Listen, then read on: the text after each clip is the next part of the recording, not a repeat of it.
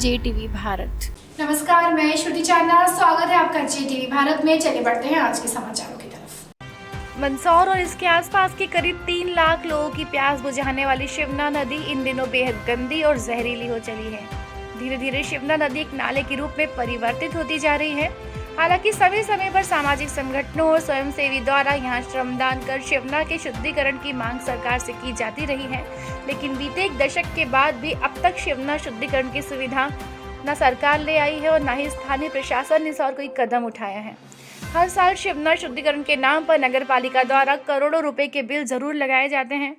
वर्ष 2015 में मुख्यमंत्री शिवराज सिंह चौहान ने भगवान पशुपतिनाथ मंदिर में पहुंचकर यहां पूजा आराधना की थी।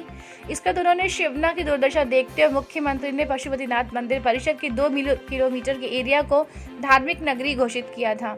इसके साथ ही शिवना शुद्धिकरण की बात भी उन्होंने कही थी, लेकिन अब तक जमीनी स्तर पर कुछ नजर नहीं आया है। हालांकि समय समय पर स्वयंसेवी संस्थाओं द्वारा शिवना शुद्धिकरण इसलिए श्रमदान और सरकार को जगाने के लिए आंदोलन जरूर किया है, लेकिन वह भी नाकाफी है। हालांकि सरकार ने शिवना शुद्धिकरण के लिए करीब 100 करोड़ की योजना तैयार की है, लेकिन वह भी अभी कागजों में ही झूल रही है। शिवना शुद्धिकरण के लिए लगातार प्रेस कर रहे समाज सेवी सत्येंद्र सिंह ने बताया कि शिवना का पानी भी दूषित और जहरीला हो गया है। भगवान पशुपतिनाथ के समीप रहने वाले शिवना से बाहर से आने वाले हजारों श्रद्धालु स्नान करते हैं, लेकिन शिवना का जल इतना दूषित हो चुका है कि इसमें कई तरह के चर्म रोग और कैंसर होने की संभावनाएं जताई जा रही हैं।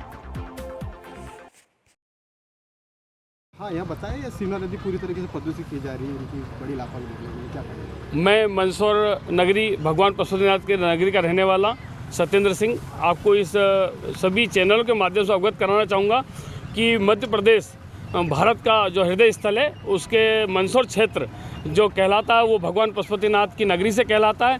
और भगवान पशुपतिनाथ का जो विश्वविख्यात प्रतिमा है, इसका प्रकट स्थल भगवान शिवना से ही प्रकट हुए हैं और इसी का जल पूरी नगरी पीती है। और कम से कम 300 गांव इस नदी से जुड़े हुए हैं और उसी से जल से पोषित होते हैं। लेकिन यह नदी आज की तारीख में 100 गंदे नाले इसमें मिला दिए गए हैं और उस गंदे नालों के कारण पूरी प्रदूषित हो चुकी है और इसका पानी इतना गंदा हो चुका है, यदि इसके द्वारा खेती की जाती है तो वो जनता को बीमारी का कारण भी देगी। और इसमें मच्छर जो पल रहे हैं वो डेंगू का, मच्छरों का पलने का यही मुख्य केंद्र है।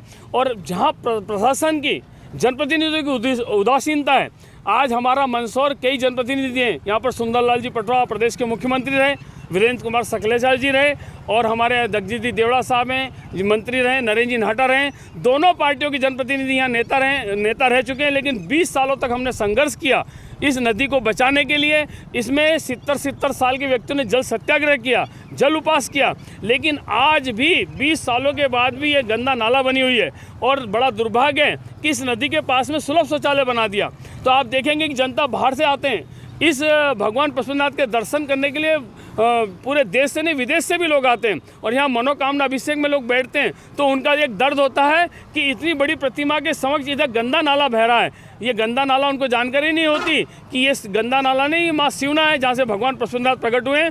और आने वाले समय में यदि जल को नहीं बचाना गया तो ये मान के चलना कि बड़ा विहंगम समय आने वाला है। और इस नदी के रहते हुए हमारे प्रशासन ने करोड़ों रुपया चंबल से पानी लाने में खर्च कर दिया, लेकिन जो कोख में जो बच्चा उसको बचा नहीं पाए और पड़ोस वाले बच्चे की चिंता करते रहे। ये कहानी हो जाएगी।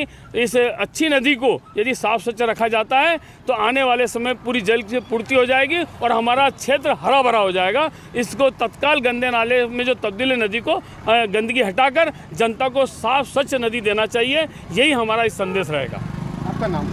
सत्येंद्र सिंह सोम, दसपुर जागृति संगठन, अखिल विश्व गायत्री परिवार और नगर के सामाजिक क्षेत्रों के अंदर इन आंदोलनों के साथ मैं सभी के साथ सक्रिय भूमिका निभाता हूं और आपके चैनल के माध्यम से मां शिवना के लिए एक छोटी सी गुहार लगाई है।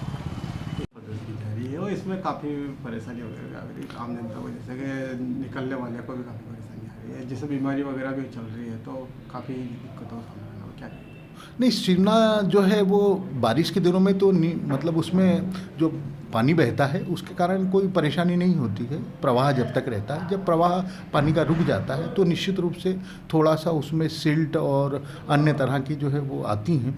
हमने पिछली बार जो है वो जब पानी कम हो गया था तो हमने अस्थायी रूप से ट्रेंच खोद कर जो है वो काश्तकार होटल के आगे जो है इस पानी को हम जो गंदे पानी को आगे ले जाके छोड़ा था, ताकि जो मंदिर वाला हिस्सा है वो पूरी तरह से जो है वो साफ़ सुथरा रहे।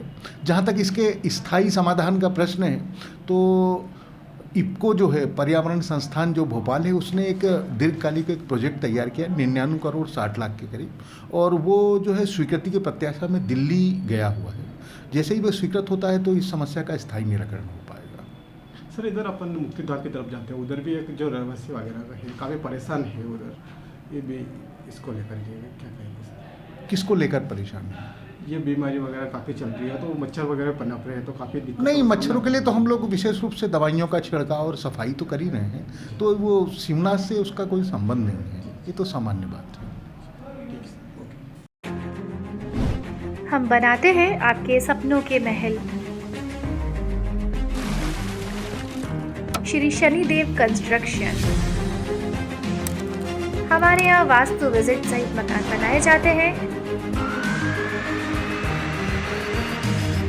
एवं ग्रेनाइट मार्बल का काम किया जाता है। छत बनाने की सेटिंग एवं मशीन उपलब्ध है। प्रोप्राइटर बबलू कुमावत, जिनका मोबाइल नंबर है 7737124719।